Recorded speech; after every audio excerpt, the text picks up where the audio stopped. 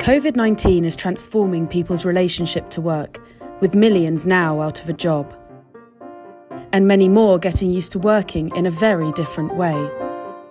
The proportion of Americans working from home full-time has gone from 1 in 50 to more than 1 in 3. Covid has been a transformation, and that raises a whole bunch of questions. Do you need as much expensive office space? And do individual workers need to commute into the office every day? The need for workers to gather together in offices has shaped almost every aspect of modern life. And the shift towards remote working could have far-reaching consequences. It could alter the shape and purpose of cities, affect gender equality, and even change how we think about time.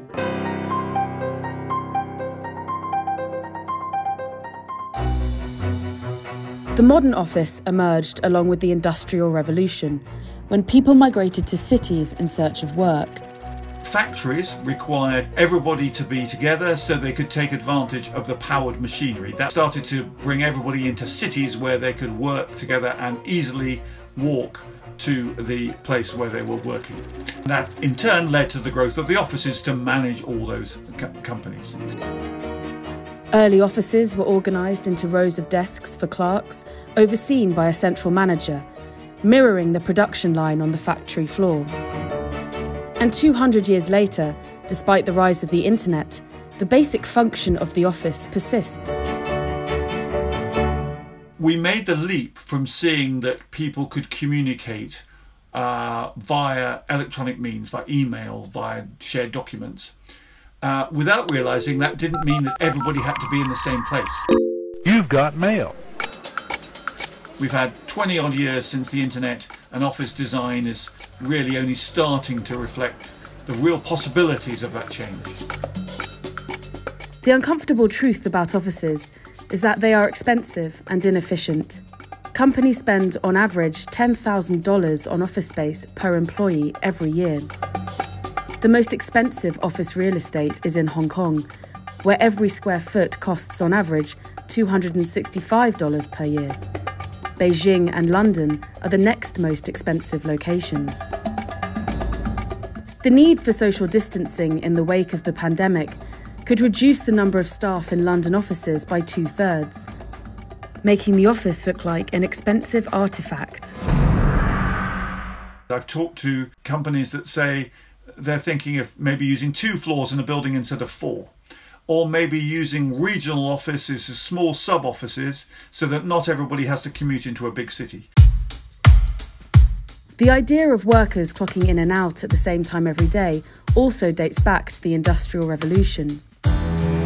Before that, people were paid based on how much they made, rather than the amount of time they spent at work. And if the office ceases to be the centre of working life, the idea of working set hours, or the 9 to 5, will become less meaningful. We may well work on a Sunday or a Saturday afternoon if that's more convenient for us. We're shifting back again to people being paid for their function and not for the time they turn up. Tech companies are leading the charge towards remote working. Twitter has already said its staff need never come back to the office if they don't want to. And Facebook says half its staff could be working remotely in a decade. These types of high-skill, highly paid roles have a disproportionate impact on the economy. They are known as knowledge jobs, and where they are physically located is important, as they support entire ecosystems of other jobs around them. For every knowledge job, there are 5 other jobs that are dependent on that job. Some of these are very highly skilled, like lawyers and doctors, but most of them are lower skilled jobs like baristas, yoga instructors, and other sort of urban services. Once you add up the spillovers that they contribute, the majority of Americans are employed in a way that means that they're dependent on knowledge jobs. Although it's impossible to know exactly how many other roles are supported by these so-called knowledge jobs, if they were to become remote positions, it would have a profound impact on the jobs they support in the wider economy. But this isn't a one-way street. Knowledge jobs are such powerful drivers of the economy because they are usually based in cities. The reason that knowledge jobs tend to be located in cities is because they depend very heavily on these agglomeration effects. So when you put lots of people very closely together, they become much, much more productive. So Americans living in agglomerations with more than 1 million people are more than 50% more productive than ones living in metros with smaller populations. The question for knowledge workers is whether you can replicate those productivity benefits with a looser relationship to a city or sort of no relationship to a city. Those able to work from home are a privileged minority. And in general, the higher a country's GDP per head, the more people are able to work remotely. In Cambodia, just 11% of jobs can be done from home, compared with 45% in Switzerland or 37% in America. But the work-from-home revolution is having a particularly pronounced effect on some groups within the workforce.